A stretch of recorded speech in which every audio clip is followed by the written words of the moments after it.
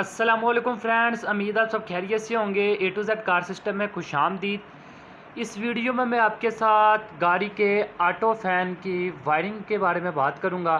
EFI गाड़ी के auto fan की वायरिंग के बारे में बात करूंगा कि EFI गाड़ी में ऑटो फ़ैन कैसे चलता है। तो वीडियो को लास्ट तक वॉच करें, इंशाल्लाह आपको वीडियो देख के फ़ायदा हासिल होगा। और ये वीडियो उन दोस्तों के लिए बहुत ही ज़्यादा इम्पोर्टेंट है जो इस फील्ड में बिल्कुल न्यू हैं और वो EFI गाड़ियों का काम सीखना चाहते हैं। ख़ास तौर पर वो वीडियो को इग्नोर ना करें, वीडियो को एंड तक वॉच करें, आपको वीडियो देख के फ़ायदा हासिल होगा।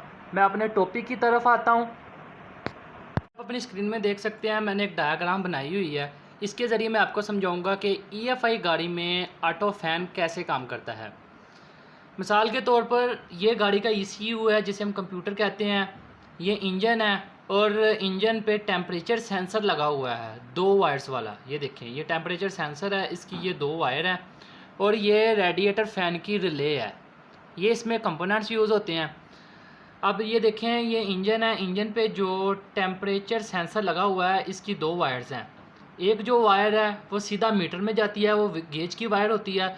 और जो दूसरी है वो सीधा ECU पे जाती है, जिसे हम कंप्यूटर भी बोलते हैं। ये टेम्परेचर सेंसर सेंस करके जो इंजन का टेम्परेचर है वो कितना है ये सेंस करके ECU को बताता है। ठीक है, फिर ECU क्या करता है, ECU जब टेम्परेचर इंजन का टेम्परेचर 95 से लेकर 98 डिग्री तक जाता है तो ECU क्या करता है, ECU आउटपुट में इस वायर में सिग्नल देता है। ये सीधी वायर आके रिले पे आके एक पॉइंट पे लग जाती है और इस वायर पे अर्थ आता है। जब आउटपुट सिग्नल ECU देता है, जब 90 इंजन का टेम्परेचर 90 से लेके 98 डिग्री तक होता है तो आउटपुट में ECU इस वायर को अर्थ देता है। ठीक है, इस वायर में अर्थ आ गया। ये 4 पिन वाली रिले है, ये आप अपनी स्क्रीन में देख सकते हैं। 4 पिन वाली रिले है। इसकी 4 पिन वाली रिले में एक वायर में अगर 24 स्विच का करंट पहले मौजूद होता है, मेन करंट भी मौजूद होता है। और जब इसको आके अर्थ मिलता है, रिले ऑन होती है तो फिर रिले से आउटपुट निकलता है। ठीक है, रिले से जो आउट निकलता है, मिसाल के तौर पर ये जो पॉइंट आपको 2 नज़र आ रहे हैं, ये वाले, एक ये और एक ये रेडिएटर की तारें हैं, ये रेडिएटर फ़ैन की तारें हैं। ठीक है, इसमें से एक जो आउटपुट निकलेगा, एक वायर इसके साथ लग जाएगी और जो दूसरी वायर है वो बॉडी के साथ अर्थ हो जाएगी। फिर रेडिएटर फ़ैन चलने लग जाएगा। और जब ये फ़ैन चलेगा, फ़ैन चलने से जब इंजन का टेम्परेचर दोबारा नॉर्मल होगा तो फिर क्या होगा कि जो ये ECU को सिग्नल देगा। ठीक है, इंजन का टेम्परेचर वो डिग्री का जो टेम्परेचर डिग्री के हिसाब से नॉर्मल होगा। फिर ECU क्या करेगा, फ़ैन को इस या ये वाली वायर से अर्थ गैप कर देगा ताकि पंखा दोबारा चले ना।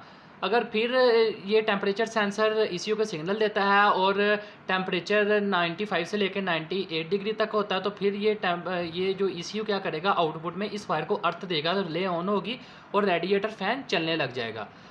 मैं एक दफ़ा फिर आपके साथ रिपीट कर देता हूँ, आपको बता देता हूँ ताकि आपको अच्छे तरीके से समझ आ जाए। ये इंजन है, इंजन के आगे एक टेम्परेचर सेंसर लगा हुआ है 2 तारों वाला। ठीक है, और जो इसकी एक तार है वो सेंस करके कंप्यूटर को बताती है कि इंजन का टेम्परेचर कितने डिग्री है। फिर कंप्यूटर यानी ECU आउटपुट में क्या करेगा, इस वायर को अर्थ देगा। ठीक है, फिर रिले ऑन होगी और रेडिएटर फ़ैन चलने लग जाएगा। उम्मीद है आप लोगों को वीडियो अच्छी लगी होगी।